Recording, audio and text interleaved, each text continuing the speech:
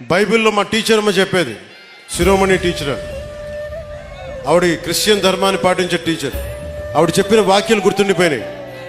తనని తను తగ్గించుకున్నవాడు హెచ్చింపబడును అంటే నాకు ఇష్టం ఆ వాక్యం. అది పాటించాలనుకుంటా.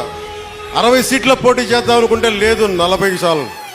40 కాదు అంటే సరే 35, 35 కూడా కాదు 25 కూడా కాదు 21 అంటే 21 మొత్తం గెలుపు దేశం మొత్తం మాట్లాడుకునేలా చేస్తుంది. అంటే ఇది బైబిల్ సూక్తి గుర్తొచ్చింది. ఒక బైబిల్లో ఉన్న సూక్తి ఎంత గొప్పది అంటే, తనని తను తగ్గించుకుంటే హెచ్చింపబడతావంటే ఇంతకు మించిన సాక్ష్యం ఏం కావాలి? 21 స్థానాలకి నువ్వు పోటీ చేస్తే 100% గెలిచి దేశమంతా మాట్లాడుకునేలా